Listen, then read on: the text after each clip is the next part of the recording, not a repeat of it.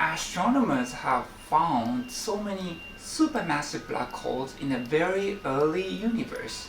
But this is theoretically impossible. This shouldn't happen. So this is a big remaining question in astronomy. Let me explain to you. Mysteries of the universe. First of all, there are two kinds of black holes we commonly find in the universe: stellar mass black holes and supermassive black holes. Today we're talking about supermassive black holes. These are black holes typically at the center of galaxy, and then the mass is up to several billion solar masses. That's why they're called supermassive black holes. And then they are typically at the center of a galaxy. I also found several of these supermassive black holes. This particular one I found was 2 billion solar masses, so it's really massive.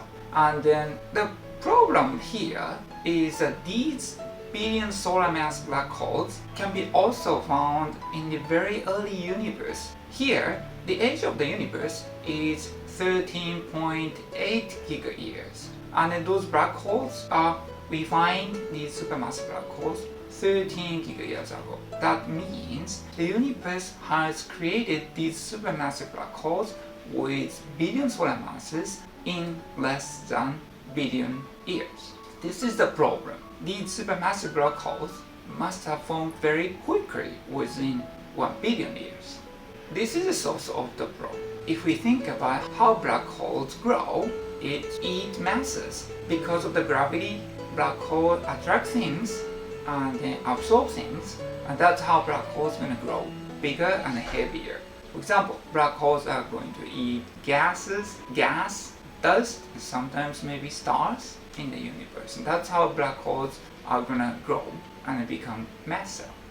That's fine, but there's a limit for black holes to grow its mass. This is called a Dentun limit, after the name of Arthur Eddington, who found this. Here's how this works. Black holes have huge gravity, so it attracts things and it absorbs things and it eats things. But when things are falling into a black hole, because of the huge gravity, its gravitational potential energy is going to be released. Released energy is going to become radiation from the black hole in the form of light or some charged particle. Then this released energy is going to work as a resistance for matters falling into a black hole. So this is going to slow down the falling speed. So there will be a certain speed limit these things can fall into a black hole. This is called a Dentun limit. In a simple way, even the champion of the eating competition, there's a limit in the speed she can eat things. So that's how it's happening here. The black hole has its own limit in eating matters around it. So this plot shows how fast can black holes grow. So the y-axis is the mass of black hole, and then from the beginning of the universe, 13.8 billion years ago, to 13.0 billion years ago, where we find supermassive black holes. And then if we feed black holes at the maximum speed allowed by the Eddington limit, it's going to be this dotted curve.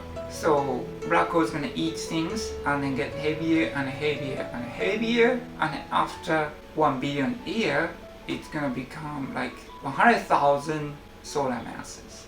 But this is not enough. Supermassive black holes we found are several billion solar masses. But theoretically, because of the Eddington limit, black holes can only grow to the 100,000 solar masses. So theoretically, it's impossible to have a 1 billion solar mass black hole in 1 billion years. There's not enough time because of the Eddington limit. However, we find many supermassive black holes in a very early universe. So this is a big remaining problem in astronomy. This should be theoretically impossible. How can billion solar mass black holes form in less than billion years? This is theoretically impossible. But we have found them. What's going on? This is the problem. The situation is like this. In a very early baby universe had a very massive supermassive black holes.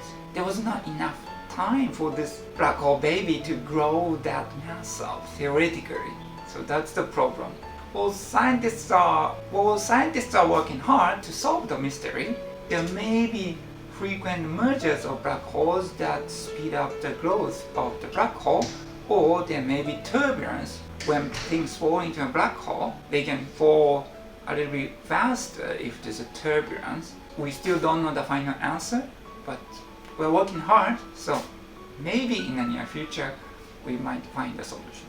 Okay, that's it for today. If you liked the video, please like it and then also subscribe to my channel. Do you have any idea how to solve this mystery? Let me know down below with your comment. Okay, thank you for watching the video. See you next time.